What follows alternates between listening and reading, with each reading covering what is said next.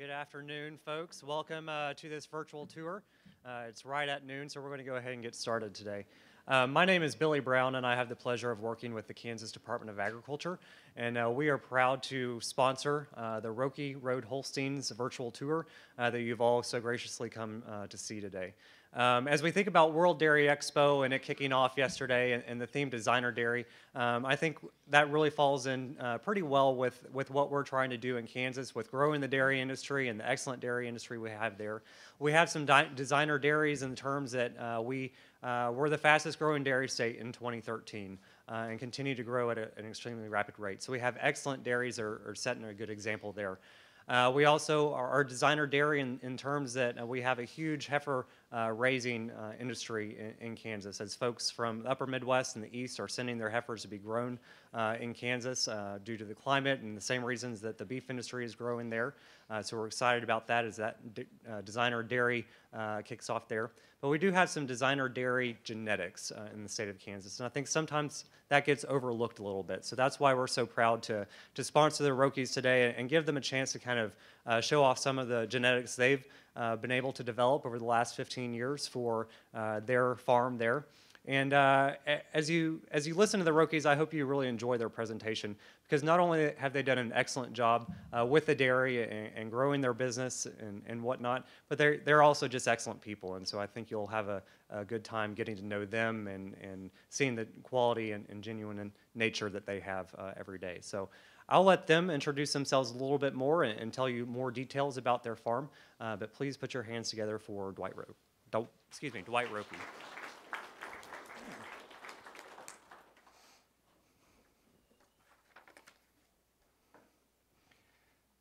Thank you, Billy.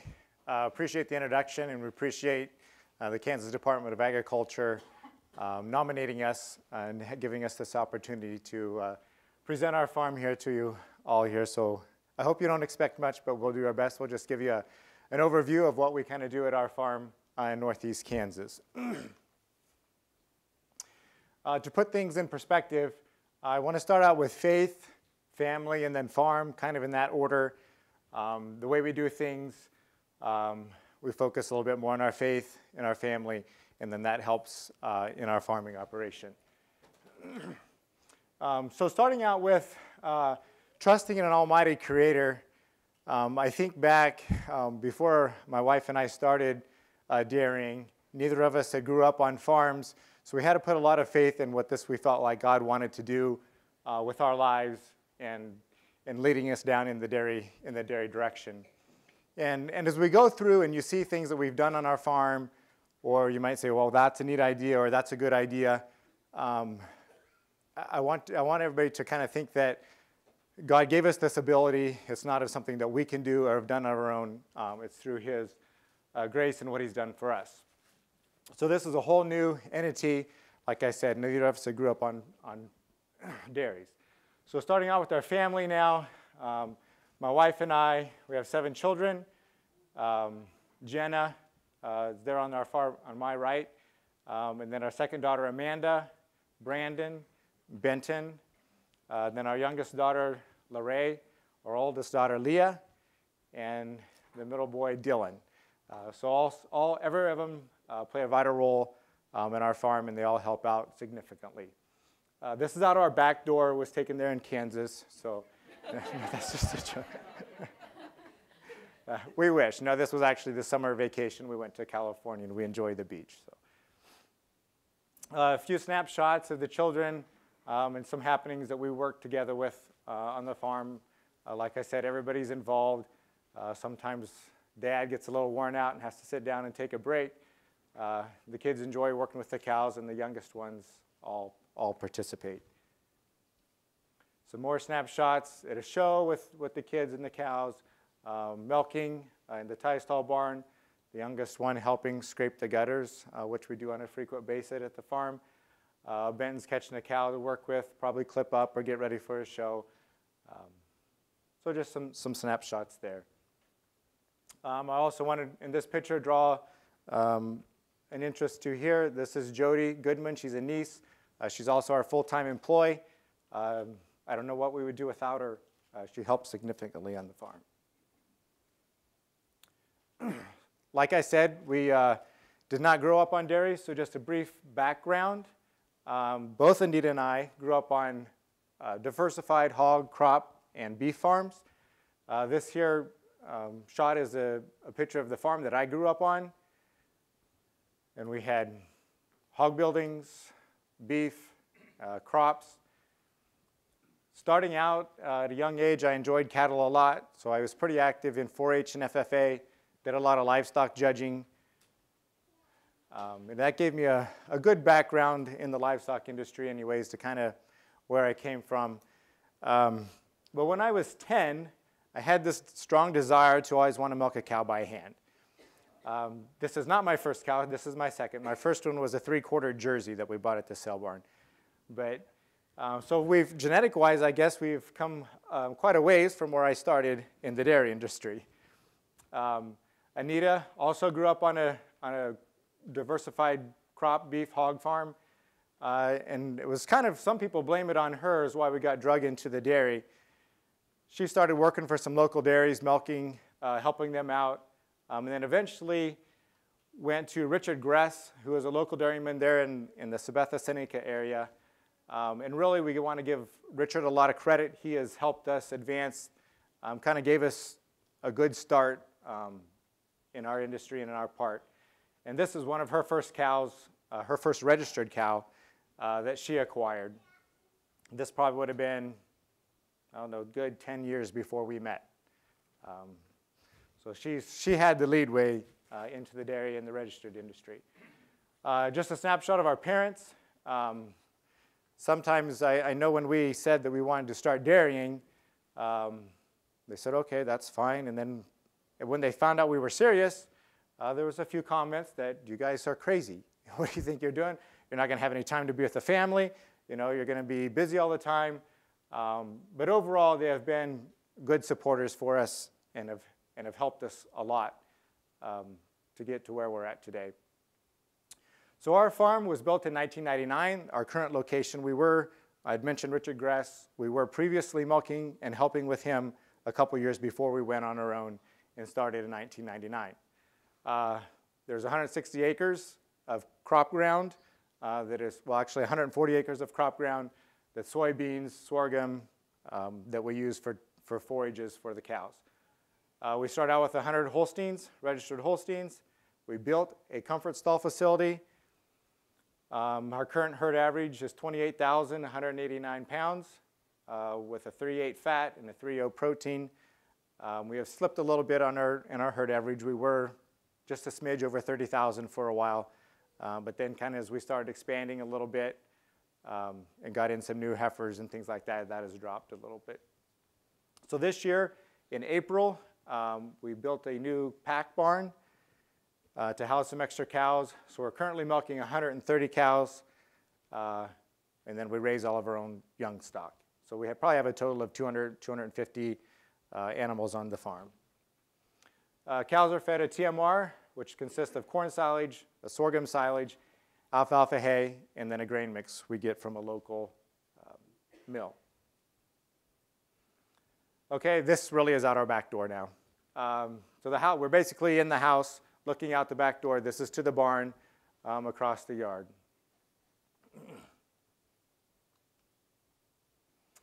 Going into the office, so we'll welcome everybody into our barn.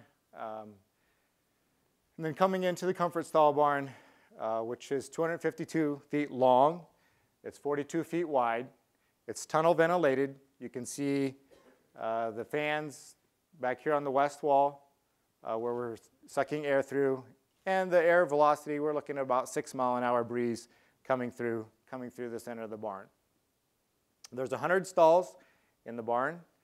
They are bedded with mattresses with some shavings on top. We also have recently put in an alley mat. This is just cement floor with shavings on it now, but we've put in an alley rubber mat, which has helped significantly when we're moving cows in and out. We bed morning or daily in the mornings when we're milking. Usually while we're milking, I'll come along with the sawdust cart and throw a little shavings in for the cows.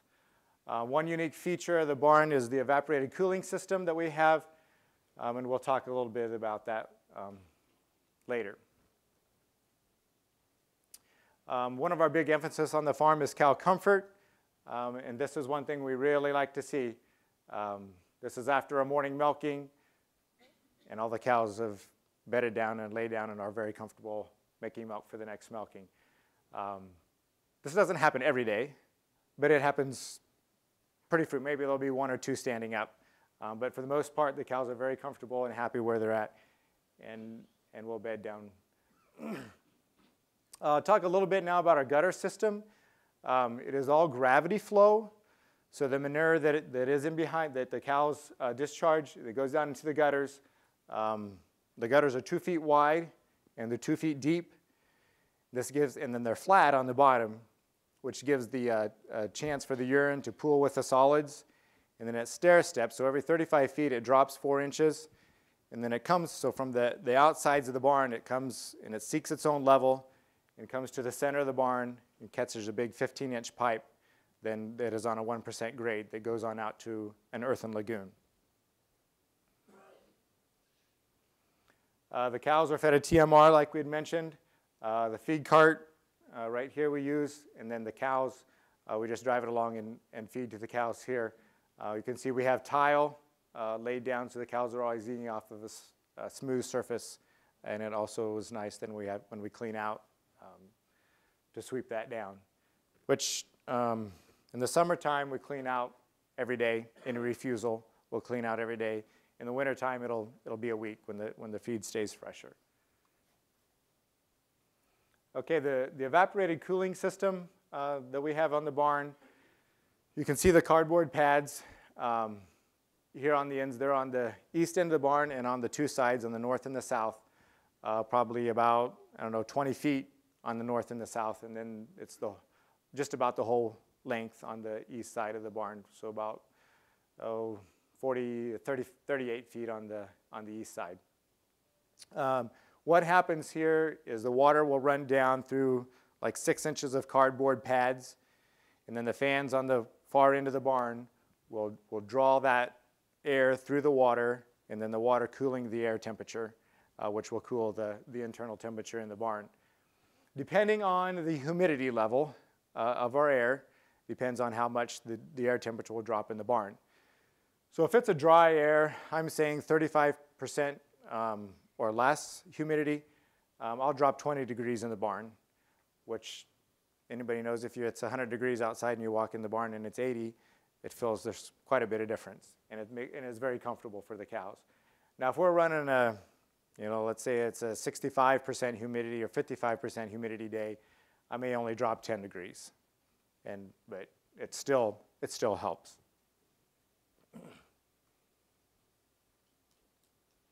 Okay, the new pack barn we constructed this spring was done in April, looking for cow comfort also, and also looking to advance our cow numbers. The main reason was, for the most part in the tie stall barn, the cows are stay in 365. They're in all the time, every day.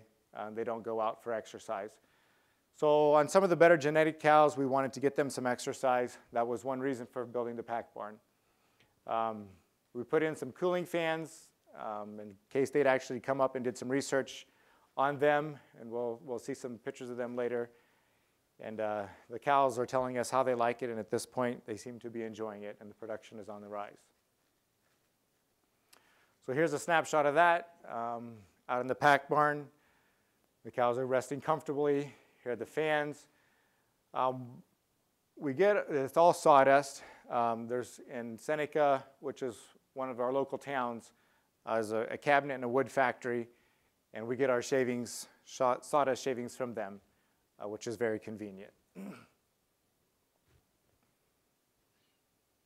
Oh, I also might mention, on this slide, for the manure here in the feed aisle, we scrape it all down into this here gutter, which is directly above that 15-inch pipe that I talked about that discharges into our earthen lagoon.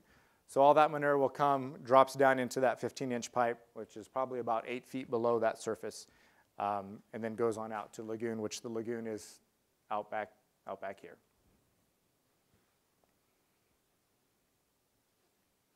Another shot in the pack barn. The cows resting comfortably. Also, right in this area, we have a wash rack where we can wash the cows. It also is storage for the tractor and mixer wagon. I can back it in under the roof because we use it. We have a TMR mixer, a vertical mixer, and that little orange refeed cart you've seen. We drive that out, fill up it, and then feed the cows from there. So I can have the main mixer under the roof. This was the first day that we moved into the pack barn. And I also mentioned this is how valuable my family and my wife are. Whoops, sorry. I was actually at a show when this took place down in Southern National, down in Oklahoma, the Spring Southern National down there. And so my wife actually did all the work for getting the new cows into the barn. So that's just an example of what they do. Here we are tilling the pack. We till it twice a day. We just got a big tiller that we put on the front of the skid loader and go through and stir it up to try to get oxygenated in to try to compost and keep that working properly. So evidently, when we have happy cows, we have people, which also means happy canines. So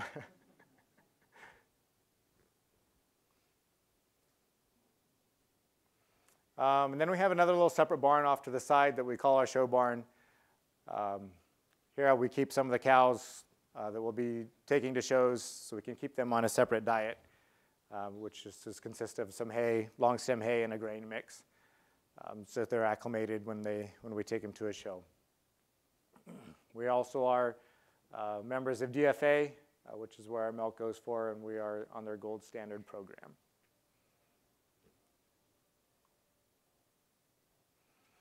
Genetic-wise,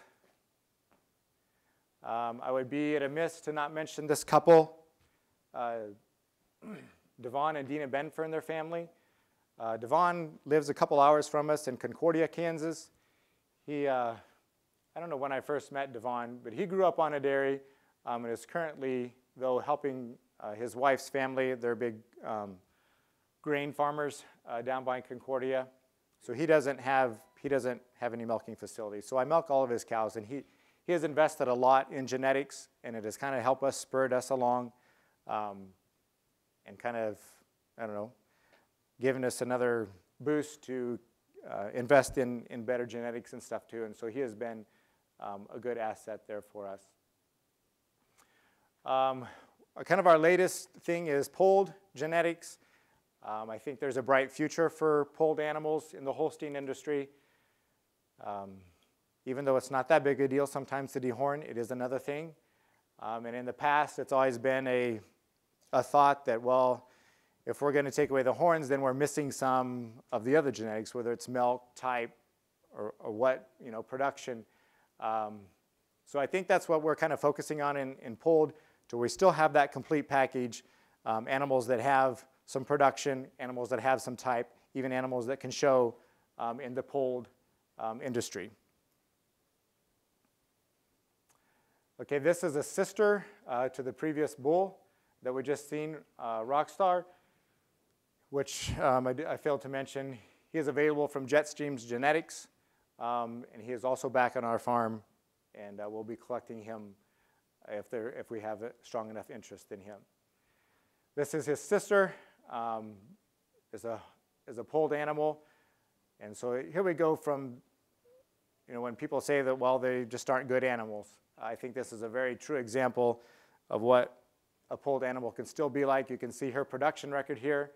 At 2.2 and 360 days, she's had 29,984. So she will have a record over 30,000 pounds of milk when she hits 365 days. She has a 5.2 fat at 1556 and a 3.4 protein at 1,023. So it's hard for me to accept when somebody might say, you know what, if you have a polled animal, they're not going to milk or they're not going to show or they're anything like that. I think this is a very good example of an animal that can. This is her son, her homozygous polled son, that is at Dairy Bulls Online. He is just short of making semen. He's making semen, it's just short of freezable quality at this point. They're thinking in a couple weeks he'll be ready to go. When he is released, he will be the highest homozygous polled bull available. He's an Earnhardt out of the cow that we just seen. So all of his calves will be polled. There will be no need to dehorn. And I will show you some more of them family pictures coming up here later. But just a few more of the genetics. Here's a cow that's 88. We've got polled calves on the ground by her. And if any of you know Sky Chief Adine, this would be her third dam. And she was a 97-point cow that won here at Expo numerous times. So my goal is kind of, like I said, to try to get that complete package. So we're drawing in families, putting the polled genetics in families that have, you know, really good cow families and have the potential to go out and do well for anyone. Another cow we've got a polled Earnhardt granddaughter or daughter out of. This cow traces back to the Roxys. And if anybody's familiar with the Holstein breed, they know the Roxy cow family. A show cow that we have just from the Elegance family. Numerous daughters out of her. And some polled ones going to be coming in the future. The Black Star Raven cow family. Here's a Goldwyn granddaughter of her. She's out of an 88 Dundee, a cow that we work with quite a bit. The Morning View Titanic, or the Morning View Converse Judy family, we also play with and have significant offspring out of, just as one example of the animals that we work with from that family.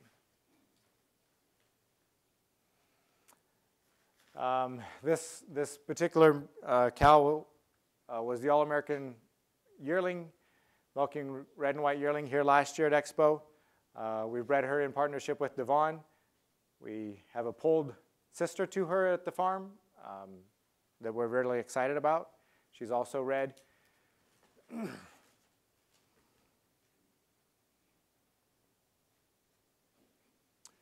Okay, moving into sales.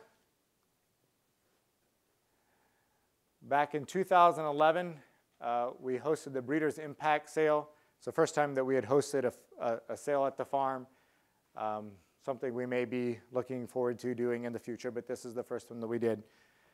On 66 head, they averaged a little over 6,000. It was an invitational sale, so these just weren't our animals. We did have 13 animals in the sale that we had either bred or had developed on our farm that we had put in the sale.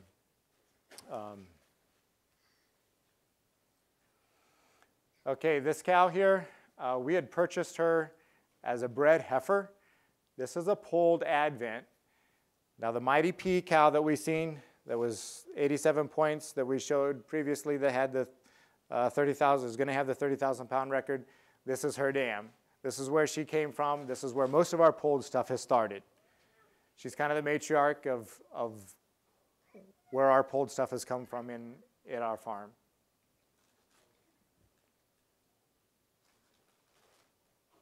This is one of her daughters. This is also a sister to that first bull we've seen, Rockstar. This is a sister to the Mighty P that I showed. We sold her to West Coast Holsteins on an animal we had consigned to. She is homozygous polled, very good 88 in Canada, or very good 85 in Canada, sorry. And we visited with them, and they do have plans to show her next year. So they have her bred back for the next year's shows. And if anybody knows West Coast, they're an extremely high-end genetic operation up in Canada. So on our sales, we regularly consign to mini top-end sales. We have people calling, wanting us to consign animals to their sales, and then we will do that frequently.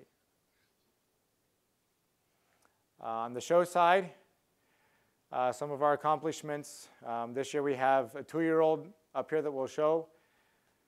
We've bred the one All-American. We've had a couple All-American. We have down one because this one we had owned, but we had sold some other heifers that were nominated All-American or Junior All-American in the past. Some of our more local shows we go to frequently is the Kansas State Fair and the Southern Spring National Show, and there we've had several grands, reserves, intermediate champions, and we've been premier breeder and exhibitor at them shows multiple years. This is Leah showing one of the cows. Kitty was her name. At Expo, she was one that was nominated All-American.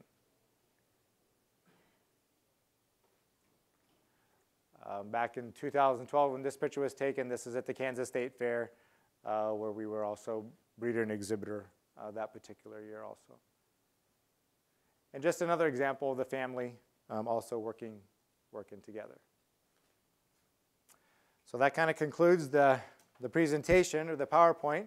So we appreciate everybody coming to visit with us here. And if I guess at this point, we're open to any questions.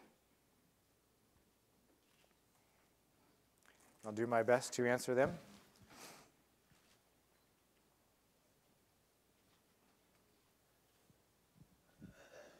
Any questions?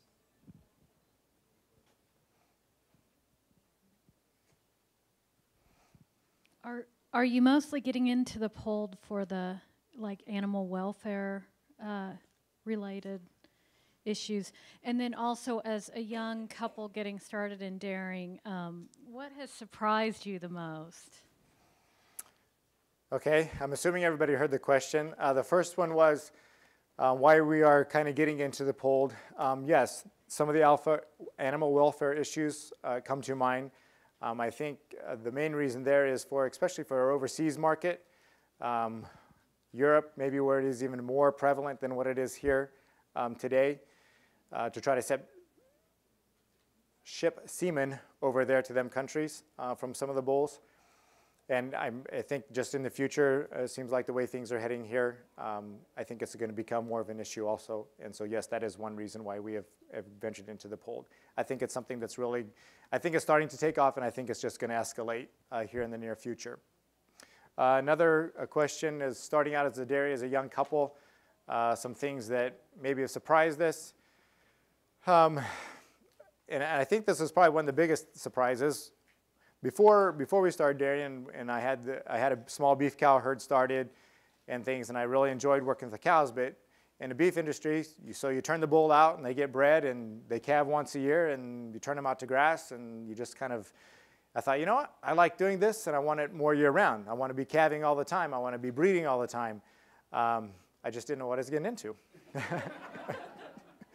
But no, it has been, it's a lot of work, and I remember the first couple weeks after we started on our farm, and I went in the house one time and told me, and I said, man, I just can't go anymore. When we started out, we were doing all 3 milkings. We started milking 3 times a day. And the first 6 months, we did all 3 milkings, Anita and I, and we had 3 little kids, I think, and one was pretty much born in the milk barn. So it was challenging. There were some surprises, just not growing up on a dairy, not realizing all the things that come into play, but it's been a great joy. Any other questions?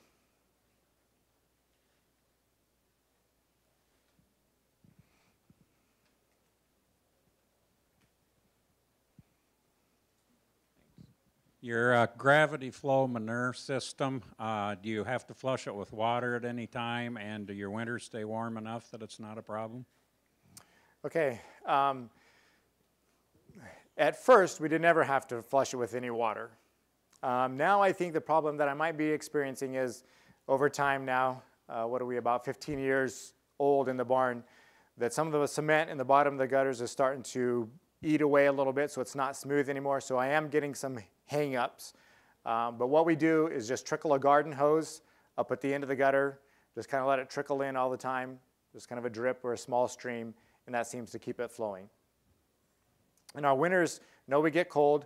And I failed to mention, we did have heaters in the barn when we started, but we never used them. I probably could count on my hands the number of times that they actually ran during the winter. Over all the winters. There were some winters they would never run. So eventually we just took them out. So we don't have any heater. It's just the cows and their body heat that heats the barn. And so it stays, I don't know, in the wintertime around 45 in the barn is kind of where we try to keep it. And I also failed to mention, I think, down the center of the barn in one of the pictures you could have seen some vents where in the winter, of course, the big fans, the tunnel ventilation is shut off. And we have three smaller fans on the north that will run. And then the air will come in through the attic, vented down in through the attic. So that's how the air gets in the winter. More questions?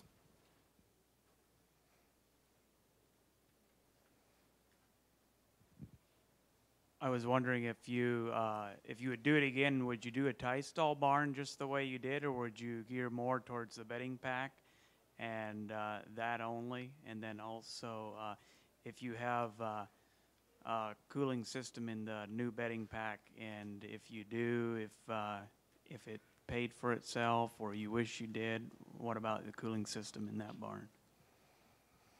Okay, if we were to do it again, would I do a tie stall barn, or would I do a bedding pack, or whatever? I guess when we started out, we were in a freestall herd. Richard Gress, who helped us kind of build some cow numbers before we went on our own and built a tie stall barn. If I was going to do it again, I can honestly answer I would do a tie stall barn again. And I was scoffed at when we decided to build a tie stall barn. Said it was going to be a lot of work, it's hard. I guess from my experience, just to be honest, to me it's way easier. And I like close contact with the cows, so we get that. And with the new pack barn, I like the pack barn. At this point, I still would prefer a tie stall barn.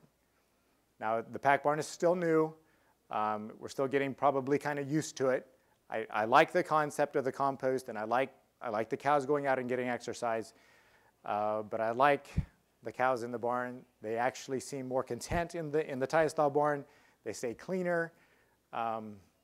It's easier to work with them when they're in there. So to answer that question, yes, I would go back with the tie stall barn. And for the most part, I would probably do it the same way we built the barn. Now, there may be a few adjustments. One thing, we can't get a skid loader down in there or anything like that, which I wanted in the start because I didn't want any loud noises in machinery really in the barn. So I was okay with that. There's a time or two you want to get something more than just hand muscles down in the barn. The cooling system in the pack barn, the fans, and I'm sorry I failed to mention that too when we were going through the slides, but on the fans, if you could see in front of the fans, there's some misters. So it's a high pressure mist will come out in front of the fans, and the fans will, it's the same concept as in the cooling, in the tie stall barn with the cool cells. You're cooling the air that's blowing down on the cows. So yes, it did. K-State, like I had mentioned, has done some research. I have not seen the data from that yet. They did it some this summer. So it is very obvious that it cooled the cows. They were much more content in the pack barn under the fans, under the mist than anywhere else. So yes, it had helped, and that was very evident with the cows. You'd see them lay down under the fans in the heat and chew their cud. So did I answer your question? Okay. Any other questions? Do you plan to expand your cow numbers? Well, I don't have any near plans, no. I'm content with the amount of cows we have now. And I've got 3 sons and 4 daughters coming up, so it depends on how they want to fit into the operation, or if they do want to be part of the operation, what we'll do from there.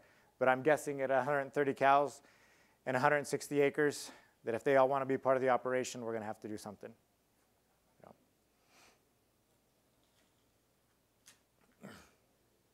Any more questions?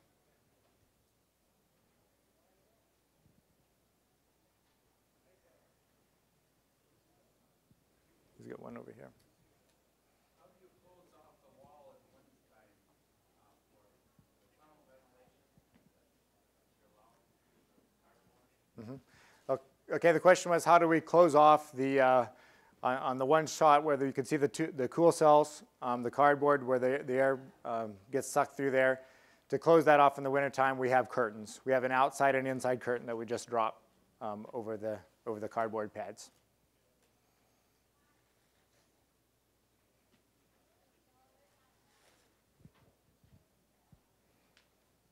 How tall is your ceiling in your tie stall barn? Okay, in the center, and the tallest spot is 11 feet. Out on the ends, like in the feed aisle, it's 8 feet.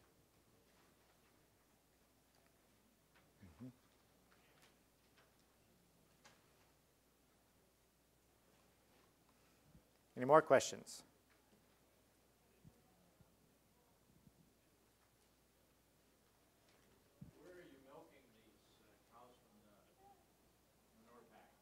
Okay, in the compost barn and the pack barn, we just switch them. So every milking, so if there's 30 cows, which is currently out there now, we'll take 30 cows from the tie stall barn, move them into the pack, bring them 30 cows in the tie stall and milk them. And so every 8 hours, they're getting switched. So there's 60 cows that are getting exercise out on the pack barn.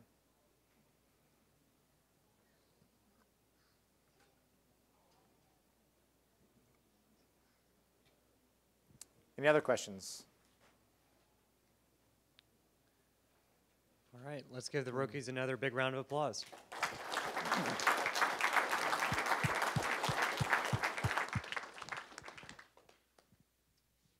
Thank you all for coming today. We hope we've done a good job of showcasing some Kansas genetics in one of our Kansas dairy farms. So we hope to see you all in the future.